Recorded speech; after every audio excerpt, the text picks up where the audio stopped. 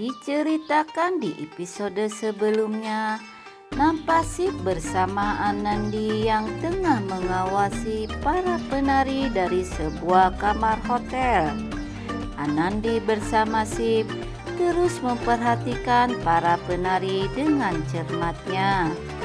Lalu Anandi berkata kepada Sip kalau semua itu gak ada yang mencurigakan.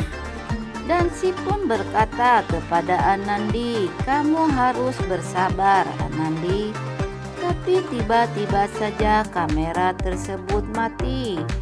Sip sangat panik, lalu dia menelpon kepada petugas yang ada di luar hotel tersebut.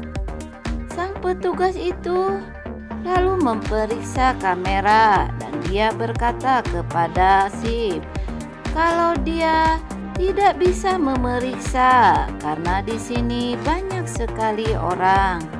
Lalu Sip mengajak Anandi untuk menemui resepsionis dan dia berkata kepada resepsionis tersebut, "Saya seorang gubernur ingin melihat CCTV hotel tersebut."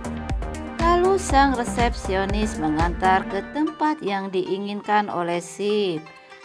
Anandi nampak memperhatikan CCTV tersebut. Lalu Sip berkata kepada petugasnya agar memperbesar kameranya. Petugas itu pun memperbesar arah kamera CCTV tersebut. Di saat sang penari telah selesai menari, tiba-tiba naik seorang perempuan ke panggung. Ternyata perempuan itu pemimpin para penari itu.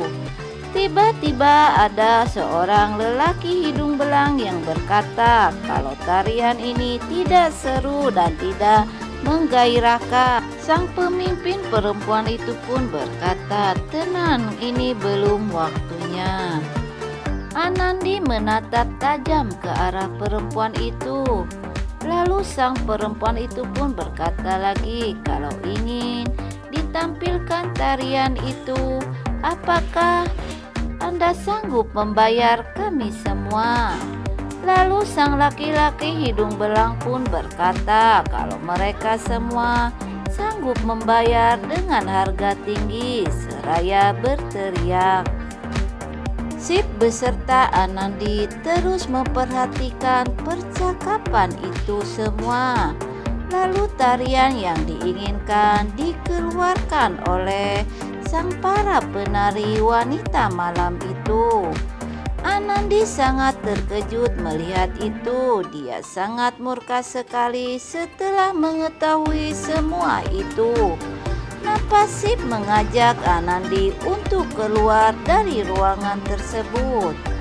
Anandi beserta Sip lalu menuju ke arah di mana tarian tersebut dipentaskan.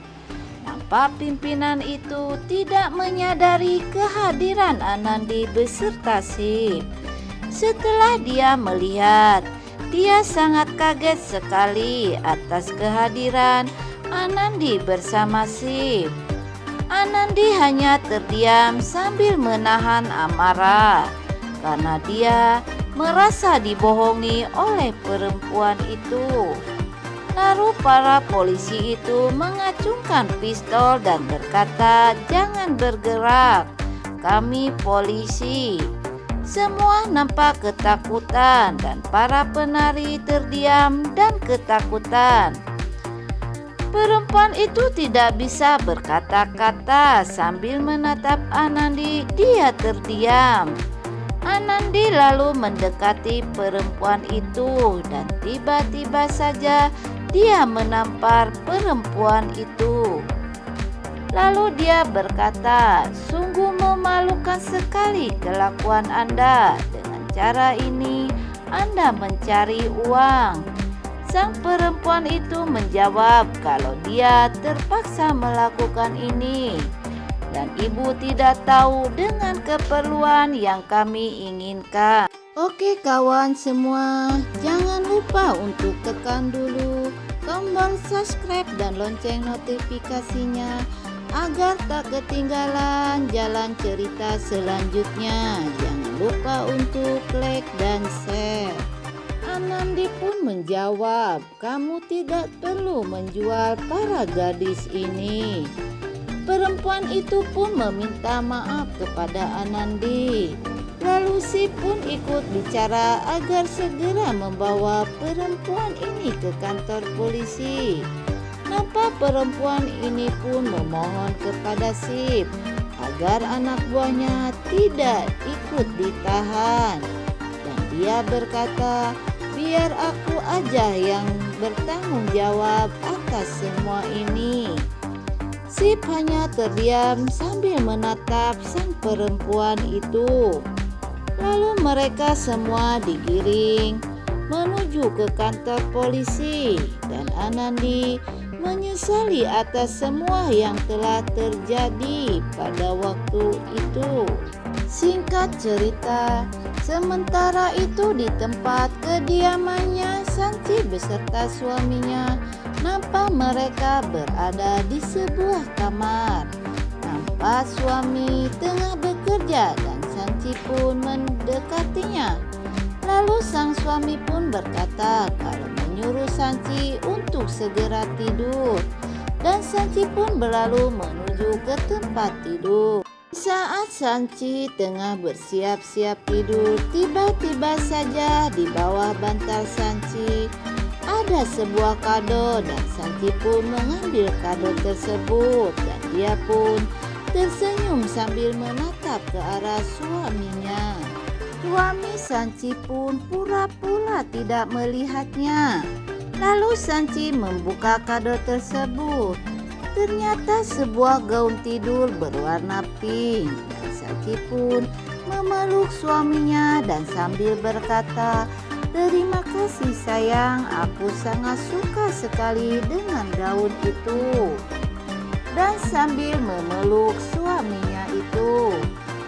Pagi pun telah tiba, sementara itu di lain tempat nampak Anandi yang tengah sibuk menyiapkan sarapan buat Sip. Dan Sip pun melihat sepucuk surat yang tergeletak di samping kopinya.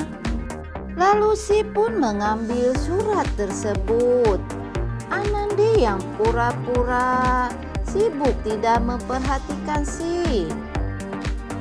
Lalu Sip pun bertanya, ini dari siapa Anandi? Dan Anandi pun menjawab, saya tidak tahu.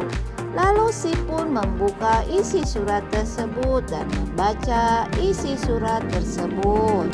Anandi pun memperhatikan suaminya. Ternyata surat tersebut dari Anandi dan Sip pun tersenyum dan memeluk Anandi. Oke kawan semua, bagaimana kisah selanjutnya? Tonton terus di channel Yanti TV. Sekian.